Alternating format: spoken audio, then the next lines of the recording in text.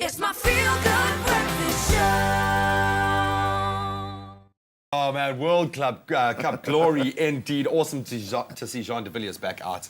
Cannot wait to see him on the field. Toks fan Linde joins us again. Nice, I love the pride that we can see in your eyes and in your face when you take a look at that jersey, man. Yeah, I love it, Graham. It's awesome, and like you said last night, it's so great to see a good friend of mine like Jean de Villiers. When I finished in 2001, he started with us at Stormers at Western Province. So it's wonderful to see him. He's a gentleman over the field. He's a great SpringBok captain, and there are players like him. So it's very important that he's back. Yeah. Let's quickly talk about the brand new jersey. I mean, we got some of your thoughts a little bit earlier on, but I posted a picture of myself wearing the jersey on my social media platforms, and one of the questions was, where's the SpringBok emblem? So it's right here. It's on the shoulder. What is the reasoning behind that? Well, I don't know, but I mean, a lot of people are complaining about it. But you know what? You and I look back now, and also on the jersey, because on Twitter, people are really complaining about where's the SpringBok, because people want to see the SpringBok emblem. If you go back to the 2011 World Cup jersey, it actually looks the same, just different stripes. Yes, and the SpringBok emblem is also on your left-hand shoulder. And the two World Cups we won in '95 and 2007 was on the right. Well, I know on a World Cup jersey they're restricted as to how many logos they can actually have on the jersey itself. So I think this is a compromise.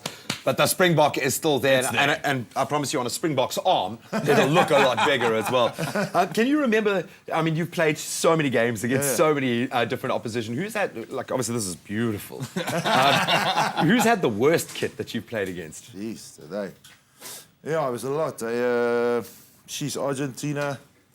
Yeah, it's difficult to say, Shane. The guys are gonna. My word. Okay, that's Canadian. Nice one, man. That looks like Jensen Button.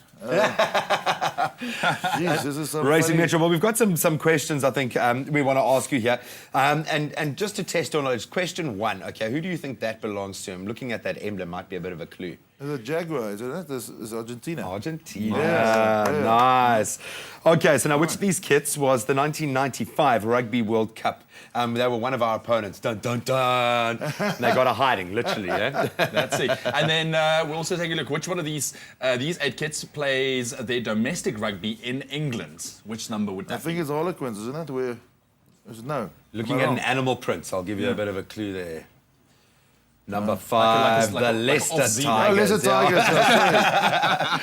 That's a winter tiger, That's only for a prop. Cool. And then here we have, if you lost a bet, which is the one kit you would hate to wear as punishment if you would lose that? I think this one, number 2. They're all a little bit rough, I won't lie, man. But we can rest assured, of course, that the Springboks are going to look good out there. I know where your heart lies, but realistically, looking at the World Cup playing in the Northern Hemisphere, England looking very strong, who do you think is going to make it to that final? No, that's a good point, James. Remember, our pool we were lucky as a team. We got Japan, we got Samoa, US and Scotland. If you look at where England is playing, England, Australia and Wales in one pool. Yeah. So as they call it, the pool of death. But the sad part is, I can guarantee we'll get into the quarters, and we might play against Ireland or England, or maybe, I don't know. But the sad part is that semi-final time, if everything goes to plan, we'll play New Zealand in a semi-final. And it's so sad, but remember, France has always been a problem child for New Zealand in World Cups, and that's so. It's going to be an interesting World Cup, and also South Africa's playing in very different places. They play Newcastle, they're playing, they're playing at the Olympic Stadium against the USA. So it's going to be tough for them travelling to different stadiums. And when the quarterfinals is in the Millennium Stadium and the Twickenham, so that's going to help us. But I still feel, if you want to win a World Cup, you need to beat the best side. So if we can beat, we can play New Zealand, and I know for a fact that's one game that we can beat. Yeah. Thank you, Toks. Thank you so much for joining us this morning, man. Always a pleasure. Absolutely. Well, we are definitely looking forward to the Rugby World Cup. Let's go out and support the Boks, especially in the new jersey.